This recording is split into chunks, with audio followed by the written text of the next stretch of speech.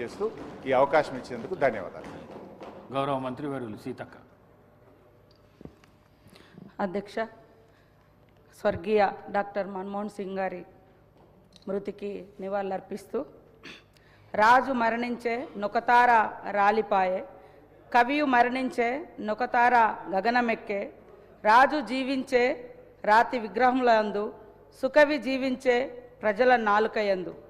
ఇది మన ప్రముఖ తెలుగు కవి గుర్రం జాషువా గారు అన్నటువంటి మాటలు స్పష్టంగా ఖచ్చితంగా మన డాక్టర్ మన్మోహన్ సింగ్ గారికి సరిపోతాయి అధ్యక్ష.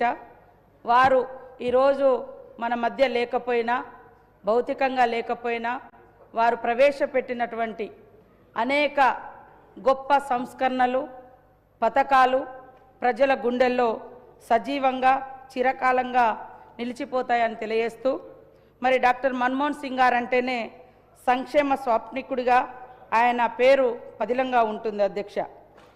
ఆయన బాల్యం చూస్తే 5 నెలల వయసులోనే తల్లిని కోల్పోయి మరి ఎన్నో కష్టాలు ఇబ్బందులను ఎదుర్కొని 5 దశాబ్దాలుగా అప్రతిహతంగా వివిధ దశల్లో వివిధ రంగాలలో భారతదేశానికి సేవలు అందించి భారతదేశం యొక్క ఔన్నత్యాన్ని గొప్పతనాన్ని ప్రపంచానికి చాటినటువంటి మహనీయుడు అధ్యక్ష.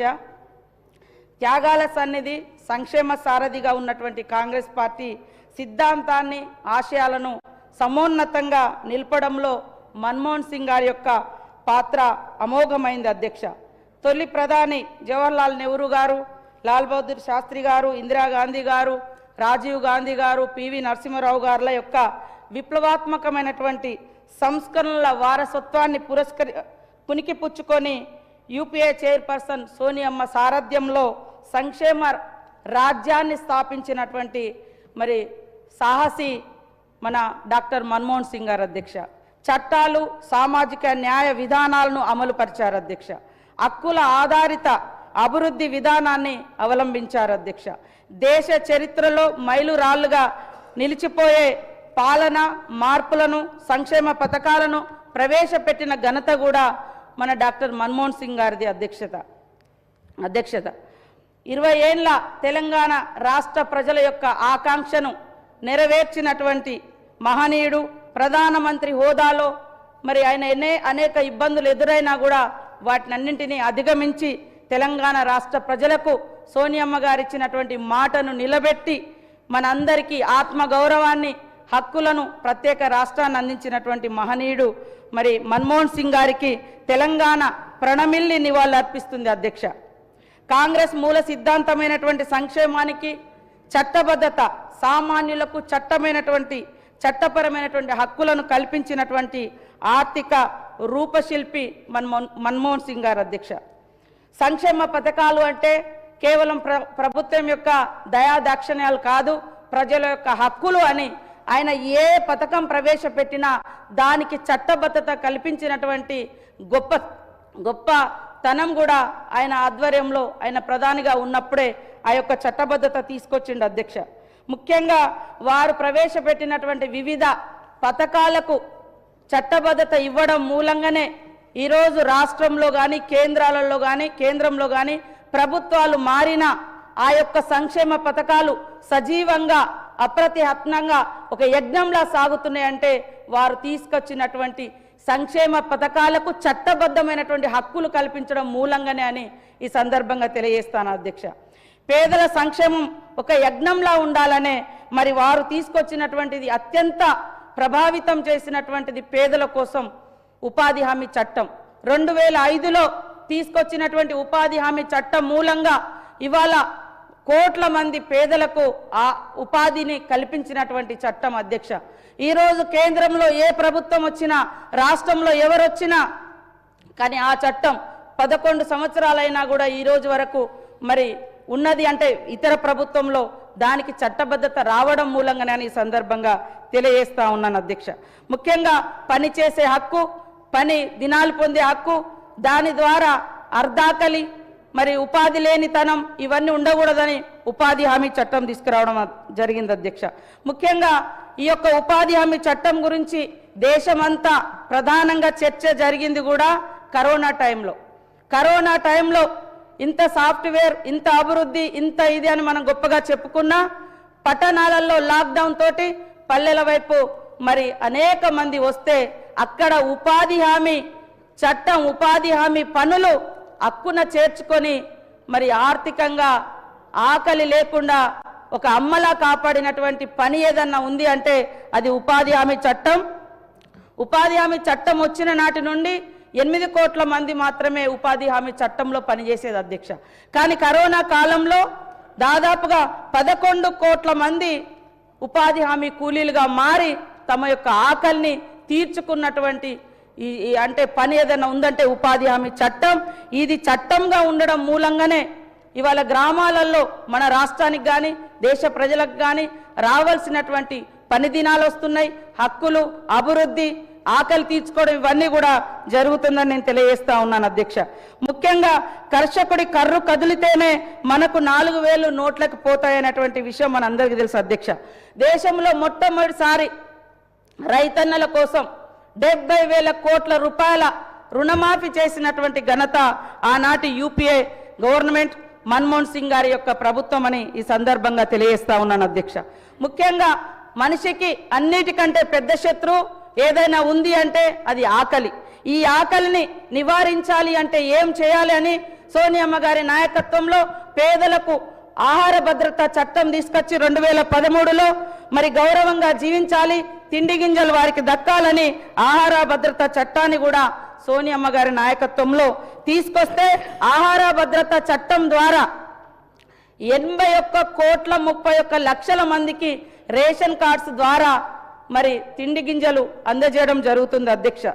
అర్ధాకలి మరి అదేవిధంగా ఆకలి చావులు దేశంలో ఉండకూడదనే ఉద్దేశంతో ఈరోజు మరి ఆ యొక్క ఫుడ్ సెక్యూరిటీ యాక్ట్ ఆనాడు మన్మోహన్ సింగ్ గారి అధ్యక్షతన వస్తే ఈ రోజు వరకు కూడా వారిచ్చినటువంటి రేషన్ కార్డు మనం రాష్ట్రాల్లో పెంచుకున్నప్పటికీ కేంద్రం నుంచి అదనంగా పెరగలేదు అధ్యక్ష, అవే ఉన్నాయి. రాష్ట్రాలు ఎక్కడికక్కడగా రేషన్ కార్డులు పెంచుకొని పేదలకు రేషన్ అందిస్తున్నటువంటి విషయాన్ని కూడా మీకు గుర్తు చేస్తా ఉన్నాను అధ్యక్ష. ఈరోజు మరి దళితులకు కానీ, గిరిజనులకు కానీ, ఆదివాసులకు కానీ, బడుగు బలహీన వర్గాలకు, మైనార్టీలకు, పేదింటి బిడ్డలకు చదువుకోవడం ఒక గగనమైనటువంటి పరిస్థితుల్లో 6 సంవత్సరాల నుంచి 14 సంవత్సరాల వయసు కలిగినటువంటి ప్రతి ఒక్కరికి నిర్బంధ విద్య పెట్టి రైట్ టు ఎడ్యుకేషన్ అటువంటి చట్టాన్ని తీసుకొచ్చి ప్రతి ఒక్కరికి కూడా చదువుకునే హక్కు ఉంది అనే విధంగా మరి ఈ చట్టాన్ని కూడా ప్రవేశపెట్టి అందరిని ద్రాక్షలాగున్నటువంటి చదువును అందరికీ అక్షర వెలుగై నిలిచారు మన మన్మోహన్ సింగ్ గారు అధ్యక్ష. ఒక్కసారి 70,000 కోట్ల రూపాయల బడ్జెట్ను ప్రవేశపెట్టి విద్యకు ఒక్కసారి 70,000 కోట్ల రూపాయల బడ్జెట్ విద్య కోసం ప్రవేశపెట్టి దేశంలో 30,000 స్కూళ్లను నిర్మించి అదేవిధంగా స్కూళ్ళ రిపేర్ కానీ ఇతరత్ర ప్రభుత్వ పాఠశాలల మౌలిక వసతులను కల్పించడం కానీ ఇవన్నీ చేసినటువంటి ఘనత కూడా వారికే దక్కుతుంది అధ్యక్ష.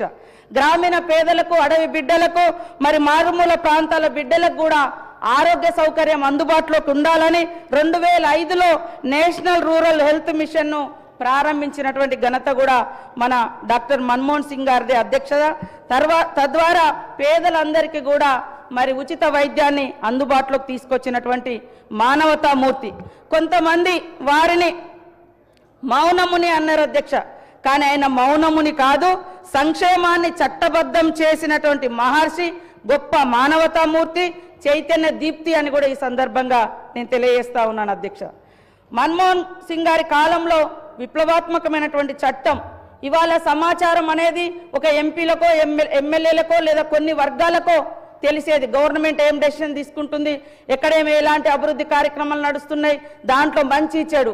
కానీ ఈరోజు సమాచార హక్కు చట్టం ద్వారా సామాన్యులకు కూడా ప్రభుత్వంలో జరుగుతున్నటువంటి మంచి చెడు ఇవన్నీ కూడా తెలుసుకునేటువంటి హక్కును కల్పించింది మరి సమాచార హక్కు చట్టం. పాలనలో పాలకుల యొక్క పారదర్శకత అదేవిధంగా జవాబుదారీతనం పెంచడం కోసం ఈ చట్టాన్ని కూడా వారి హయాంలోనే తీసుకురావడం జరిగింది అధ్యక్ష. ముఖ్యంగా అభివృద్ధి పరిణామ క్రమంలో ఎవరూ నష్టపోవద్దనే లక్ష్యంతో 2013లో తీసుకొచ్చినటువంటి భూసేకరణ చట్టం కూడా చాలా గొప్ప విప్లవాత్మకమైనటువంటి మార్పు. భూములు కోల్పోయేటువంటి బిడ్డలు భూమితో వారికి ఉండేటువంటి అనుబంధాన్ని దృష్టిలో పెట్టుకొని అన్ని రకాలుగా వారికి పునరావాసం కల్పించాలన్నటువంటి గొప్ప విధి విధానాలతో తీసుకొచ్చిన చట్టమే 2013 భూసేకరణ చట్టం అని ఈ సందర్భంగా తెలియజేస్తా ఉన్నాను అధ్యక్ష.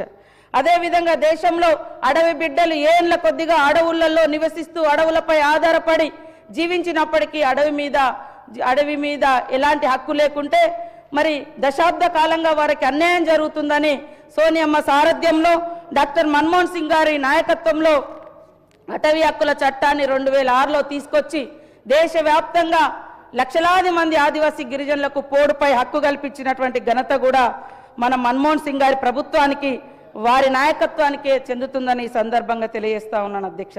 అదేవిధంగా ఆధార్ చట్టం తెచ్చి ప్రభుత్వ పథకాలలో వాటి అమలులో ఎలాంటి లోపాలు ఉండకూడదని ఇలా ఎన్నో విప్లవాత్మకమైనటువంటి మార్పులను తీసుకొచ్చినటువంటి మహనీయుడు, చట్టాలను తీసుకొచ్చినటువంటి మహనీయుడు, ప్రతి స్కీమ్ ఒక చట్టంగా ఉండాలి అని చట్టబద్ధత కల్పించినటువంటి మహనీయుడు డాక్టర్ మన్మోహన్ సింగ్ గారని చెప్పడంలో ఎలాంటి ఇది లేదు అధ్యక్షత. కావున దౌత్య శక్తితో అగ్ర రాజ్యాల సరసన దేశాన్ని నిలపడంతో పాటు అన్ని రంగాల్లో భారతదేశాన్ని అగ్రగామిగా నిలిపిన దార్శనికుడు మన డాక్టర్ మన్మోహన్ సింగ్ గారు అధ్యక్షత. ఈరోజు 1991లో ఆర్థిక మంత్రిగా బడ్జెట్ను ప్రవేశపెడుతూ చేసిన వ్యాఖ్యానాలు తన ఆత్మవిశ్వాసానికి, అచంచల దేశభక్తికి నిదర్శనంగా నిలుస్తాయి అధ్యక్ష. ప్రపంచమా చెవులు రిక్కించి విను, ఆత్మ నున్యత నుండి అభివృద్ధి మందగమనం నుండి భారత్ మేల్కొంది, మేము అధిగమిస్తాం, మేము విజయం సాధిస్తామని నినదించాడు అధ్యక్ష. అన్నట్లుగానే ప్రపంచాన్ని అబ్బురపరిచేలా మరి దేశ ప్రగతిని మరి ముందుకు నడిపినటువంటి సాహసికుడు, ఆర్థిక మంత్రిగా దేశంలో సరళీకృత ఆర్థిక విధానాలను ప్రవేశపెట్టి ప్రపంచంతో పోటీ పడేలా భారతదేశాన్ని తీర్చిదిద్దినటువంటి ఆర్థిక రూపశిల్పి మన మన్మోహన్ సింగ్ గారని చెప్పడం జరుగుతుంది అధ్యక్ష. దేశ చరిత్రలో కనివిని ఎరగని రీతిలో 10% దేశ అభివృద్ధి రేటు 10% వృద్ధి రేటు సాధించడంలో మన్మోహన్ సింగ్ గారు ముందు చూపుతో వ్యవహరించారు అధ్యక్ష. ప్రధాని అంటే మంత్రుల్లో ప్రథముడు. అందుకనే సమిష్టి నిర్ణయాలు, సమిష్టి విధానాలతో మరి ఆదర్శవంతమైనటువంటి ప్రధానమంత్రిగా మన ముందు వారి యొక్క జీవితం ఉంది అధ్యక్ష. ఈరోజు విద్వేష రాజకీయాలకు, విధ్వంస ప్రచారాల జోలికి వెళ్లకుండా సర్వే జన సుఖినో భవంతు అనేటువంటి సూత్రాన్ని ఆచరించారు అధ్యక్ష. ఇంత చేసిన రాజకీయ దురుద్దేశాలతో నాటి మీడియా, నాటి విపక్షాలు తనను అవమానాలకు గురి చేసినా ఎక్కడా లొంగలేదు. మీడియా ప్రతిపక్షాలు తనపై నిర్దయంగా ప్రవర్తించిన చరిత్ర మాత్రం తన పట్ల దయచూపుతుంది అని మన్మోహన్ సింగ్ గారు ప్రధానిగా చివరి ప్రెస్ మీట్లో చెప్పడం జరిగింది అధ్యక్ష. History will be kinder to me then the contemporary media అని. ఆయన మరణంతో దేశం దుఃఖించడం చూస్తే, ఆయన గొప్పతనాన్ని పొగడడం చూస్తే, ఆయన పట్ల చరిత్ర కానీ దేశం కానీ దయతో కాదు గౌరవంతో ఉందని ఈ సందర్భంగా చెప్పడం జరుగుతుంది అధ్యక్ష. మన్మోహన్ సింగ్ గారు పుస్తకాల్లో కాదు అధ్యక్ష, నేటికి అమలవుతున్నటువంటి ఎన్నో సంక్షేమ పథకాల్లో ఆయన జీవిస్తూనే ఉంటారు. లబ్ధిదారుల హృదయాల్లో చిరస్థాయిగా నిలిచిపోతారు అధ్యక్ష. Yes, that's absolutely true. Manmohan Singh ji will be remembered not just in history books but in everyday lives of those who have benefited from his welfare policies even today అనేది కూడా మనం గుర్తుంచుకోవాలి అధ్యక్ష. కంచు మోగినట్లుగా కనకంబు మోగదు, మాటల మనిషి కాదని చేతల మనిషి అని తన పథకాల ద్వారా మన్మోహన్ సింగ్ గారు నిరూపించారు అధ్యక్ష. ఒక సందర్భంలో మరి అమెరికా మాజీ అధ్యక్షుడు ఒబామా గారు చెప్పినట్లుగా మన్మోహన్ సింగ్ గారు మాట్లాడితే ప్రపంచమే వింటుంది అని కూడా చెప్పడం జరిగింది అధ్యక్ష. Manmohan Singh ji speaks world listens అని కూడా మరి ఒబామా గారు చెప్పినటువంటి సందర్భాన్ని కూడా మనం గుర్తుపెట్టుకోవాలి అధ్యక్ష.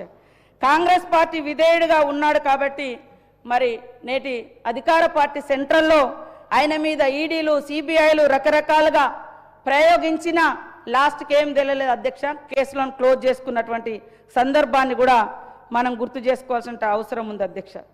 కాబట్టి మన్మోహన్ సింగ్ గారు మౌనముని కాదు, ఆయన అవమానించిన మాటలతో కేసులతో వేధించిన లోక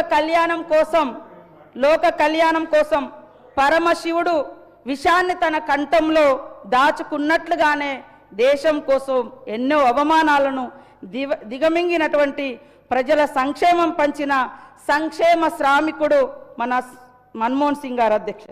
మృదు స్వభావి, ఉన్నత విద్యావంతుడు, ప్రఖ్యాత ఆర్థికవేత్త, క్లిష్ట పరిస్థితుల్లో దేశాన్ని గట్టెక్కించి ఆర్థిక పదంలో పరుగులు పెట్టేలా చేసినటువంటి ఆర్థిక సంస్కరణల రూపశిల్పి మన మన్మోహన్ సింగ్ గారు తెలంగాణ బిడ్డ పివి నరసింహారావు గారి మార్గనిర్దేశంలో సేవకు అంకితమయ్యాడు అధ్యక్ష. దూరదృష్టి గల నాయకుడు, దార్శనికుడు, ప్రఖ్యాత ఆర్థికవేత్త, రాజనీతిజ్ఞుడు, భారతదేశ పురోగతి ప్రపంచ స్థాయికి తీసుకెళ్లినటువంటి ఆర్థిక సంస్కరణల ఆద్యుడు, పూర్వ ప్రధాని మన్మోహన్ సింగ్ గారి యొక్క మరణం మనందరికీ కూడా తీరని లోటని ఈ సందర్భంగా తెలియజేస్తూ, వారు అందించినటువంటి సంక్షేమ పథకాలు అప్రతిహతంగా ఎలాంటి కోతలు లేకుండా, ఎలాంటి ఆంక్షలు లేకుండా కొనసాగినప్పుడే పేదరిక నిర్మూలన జరుగుతుందని ఈ సందర్భంగా తెలియజేస్తూ, మరి ఈ సంతాప సభ సందర్భంగా ముఖ్యమంత్రి గారు ప్రవేశపెట్టినటువంటి సంతాప తీర్మానాన్ని బలపరుస్తూ, మరి అలాంటి మహనీయులు చరిత్రను సృష్టించి చరిత్రలో నిలిచిపోయినటువంటి మన్మోహన్ సింగ్ గారి యొక్క పేరు భవిష్యత్ తరాలకు గుర్తుండేలాగా ఖచ్చితంగా అనేక గొప్ప గొప్ప కార్యక్రమాలను కూడా మనం చేపట్టుటకు వారికి భారతరత్నతో పాటు తెలంగాణ ఇచ్చినటువంటి, తెలంగాణలో పుట్టకపోయినా ప్రధానమంత్రిగా ఉంటూ మరి తెలంగాణ ఇవ్వడంలో పూర్తి బాధ్యత తీసుకొని అనేక ఆటంకాలను అధిగమించి తెలంగాణ ఇచ్చిన తెలంగాణ బిడ్డగా మనము ఈరోజు వారిని గౌరవించి వారి యొక్క విగ్రహాన్ని తప్పకుండా హైదరాబాద్ నగరంలో ప్రతిష్ఠింప చేయాలని కోరుకుంటూ ధన్యవాదాలు అధ్యక్ష. గౌరవ సభ్యులు కె వెంకటరమణారెడ్డి గారు.